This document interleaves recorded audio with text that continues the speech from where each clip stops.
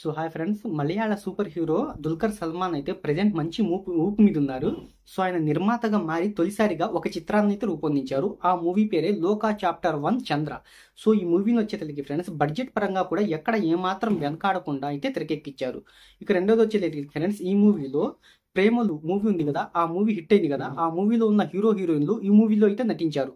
ఇంకా ఈ మూవీ వచ్చేసరికి ఫ్రెండ్స్ అంటే ప్రపంచవ్యాప్తంగా 50 కోట్ల రూపాయల గ్రాస్ బ్రేక్ ఈవెన్ టార్గెట్ తో ప్రేక్షకుల ముందుకైతే వచ్చింది. ఈ మూవీని అయితే 65 కోట్ల రూపాయలతో తెరకెక్కించారు.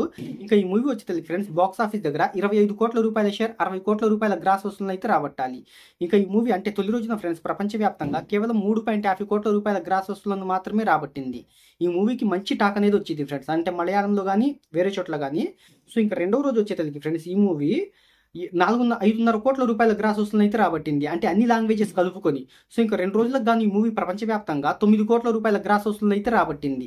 కానీ ఈ మూవీ రాబట్టవలసిన టార్గెట్ అనేది ఎక్కువ ఉంది ఫ్రెండ్స్. బాక్స్ ఆఫీస్ దగ్గర ఈ మూవీ క్లీన్ హిట్ గా నిలవాలి అంటే 50 కోట్ల రూపాయల గ్రాస్ వసూలను అయితే రాబట్టాలి. ఆ లెక్కను చూస్తే ఈ మూవీ ఫ్రెండ్స్ ఇంకా అంటే మండే వర్కింగ్ డే టెస్ట్ లో మంచి హోల్డ్ను చూపించాలి. అంటే ఈ మూవీ క్లీన్ హిట్ గా నిలవాలి అంటే బాక్స్ ఆఫీస్ దగ్గర ఇంకా 41 కోట్ల రూపాయల గ్రాస్ వసూలను అయితే రాబట్టాలి. మండే నుంచి వర్కింగ్ డేలో ఫ్రెండ్స్ మంచి హోల్డ్లు చూపిస్తేనే అంటే ఇంత మొత్తాన్ని అయితే వెనక్కి రాబట్టగలుగుతుంది. లేదంటే ఈ మూవీ కూడా బాక్స్ ఆఫీస్ దగ్గర అంటే ఫ్లాప్ గా నిలిచే అవకాశాలు అయితే ఎక్కువ ఉన్నాయి.